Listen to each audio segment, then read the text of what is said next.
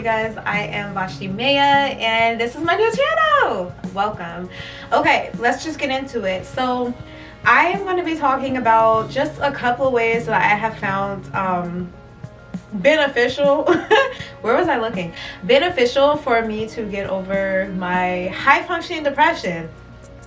Okay, so pretty much I have moments where I just feel down. I don't want to do anything. Don't want to go nowhere. Don't want to say nothing to nobody. Don't want to talk to nobody. Sometimes don't want to eat, but then sometimes I do want to eat. I'm a Taurus. I like to eat. But I just have those moments, and we all have those moments. It's a human thing. Some things I've learned in my psychology courses, classes, are that it's just a human thing. You can't really get over it. Everyone has it. No, but I have found ways to overcome them in a sense, and I just want to share that with you today if you want to hear it. So first of all, I subscribe to the belief that it's okay to have those moments. It's okay to sit in those moments. It's okay to feel terrible, to feel sad, to feel like nothing's gonna get better. That's okay till an extent. I'm not telling you to feel that way for the rest of your life. I'm not even telling you to feel that way for the whole day. I'm not even telling you to feel that way for the whole week. I'm just saying that when you feel that way, that is okay, as long as you actively look for and actively decide that you're going to get out of that energy. Cars are starting all over the place. I don't know if you can hear it. Anyways, so what I mean by that is, if like, I just need a moment. I just need to have a good cry. Truck was passing by. If you feel like, I just need a moment, I just need to have a good cry, I just need to have a period where I just sit and need to be sad, do that. What I like to do is set a timer on my phone and say, okay, you want to do this, you want to sit in this, you want to cry, you want to get emotional, you want to be mad, you want to just have self-destructive behaviors on a mental level. Okay, we're doing this for 20 minutes, and when this timer goes off on this phone, you're done. And that has actually helped me.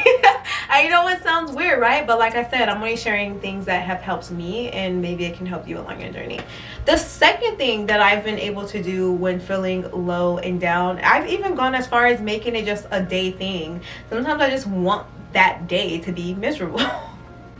Who would want a day to be miserable? I don't know, but sometimes I do, and I will give myself that day. But when the next day comes, and really before I even go to sleep at night, I let that go. I normally end my day with a shower, and I just imagine like rinsing off with hot water, and then turn to cold, but hot water, like all the stress, all the sadness, all the disparity, all of that, I just imagine it being washed away, and I affirm to myself, tomorrow when I wake up, I will no longer feel this way. Tomorrow when I wake up, I'm going to feel happy, I'm going to feel rejuvenated, I'm going to feel calm, I'm going to look for things to feel grateful for, and I will find them. That is the type of energy that I give myself while I'm in the shower.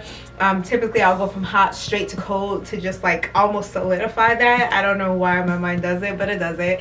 And I get out and I go to bed, finding things to be grateful for, and when I wake up, I'm in a much better mood. Now, I'm not an advocate of saying, live in your depression, live in your sadness, but it's very much real when it comes, and that's just the reality of it. It's very much real when it comes. So that has helped me. The third thing that I have done to really help combat my depression when I sit into it, or just like memories in the past that I find myself constantly thinking about, I'll share later on. I've had some traumatic things happen to me, and sometimes I'll just like go back and revisit that and have this woe is me, poor me type of vibe, and it just comes with the territory. And so the third thing I have done that has really helped me or helped benefit me was start therapy. I know that therapy has a stigma behind it where it's just like, oh, they just ask you how you're feeling, they don't really help you, and I would like to kind of challenge that a little bit. I really think it depends on the type of therapist you have, which is the beautiful thing about therapy, is that you don't have to stay with your therapist.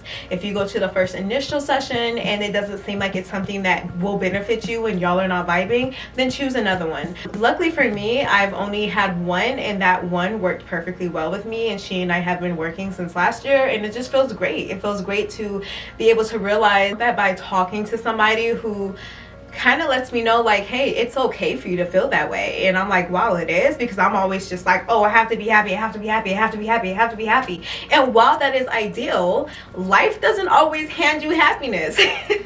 Just calling it what it is. So to really connect with a mental health professional that is qualified on the mind, educated on the mind, to teach me certain things or show me certain things, to let me know that, hey, it's okay to feel this type of way, that has really helped me a lot. Really understanding my feelings, really understanding my emotions, really understanding, why I may feel certain ways, and then gives techniques, different tips on how to combat that, how to make it better. And so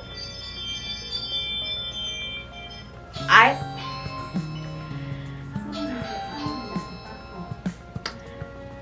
be right back.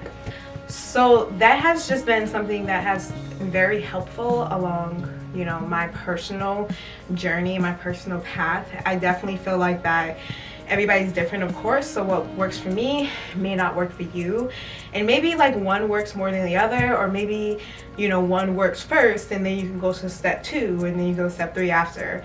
But that's really just me. But all in all, I do feel that a lot of these things, like depression, like sadness, like all these other thoughts that we have, really stem from certain limited beliefs that we have in our mind. They can really stem from childhood. They can really stem from things that are deep in our subconscious that we're not really connecting with on a conscious level. And ultimately, it's important to break that down and kind of view what the true issue is, who the true villain really is. And sometimes it could just be a core memory from your childhood. Sometimes it could be somebody you really cared about or cared for hurting you or doing something to you that has created some type of post-traumatic stress or something of that nature. But I do feel that there's an importance of identifying these things. There's an importance of looking into something deeper. There's an importance of journaling, reflecting, and things of that nature that can really help you to combat these things as they come.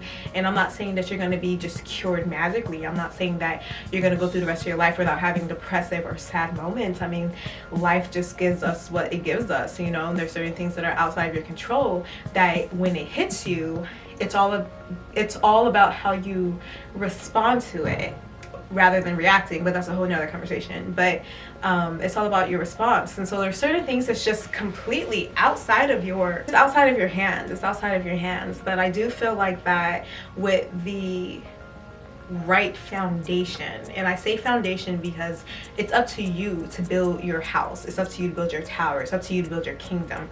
But if you have the right foundation, a strong foundation, then you will be able to build up your house without fear of it falling down or crumbling down. It's all about your foundation. And so these are just a couple of things that I have found, or a few things that I have found that really assist me. And if you would like to go more in depth, or you want to hear a little bit more, you're more than welcome to check out the podcast Neo Self-Care. I will link that below in the description. But if it did help you out, then please feel free to send me an email or comment below on how it helped you, if you're going to try out the tips or anything like that. I'd love to hear it. I love to also hear ways that you are dealing with this. How do you keep yourself above water? How do you keep yourself afloat? I would love to hear things like that too. So please share it with me in the comment box below. And if you have any questions, or you want certain tips on something, or you want to know how to deal with something, anything that has to do with self-care, the mind, or anything of that nature, please feel free to send me a message on my Instagram. Everything will be linked down below, or send me an email, and I will make sure I address that in the next video. All right, so thank you guys so much for being here. Please make sure you subscribe to my channel, like, share with a friend, comment, do all of that wonderful stuff, and I will see you guys next time. Bye.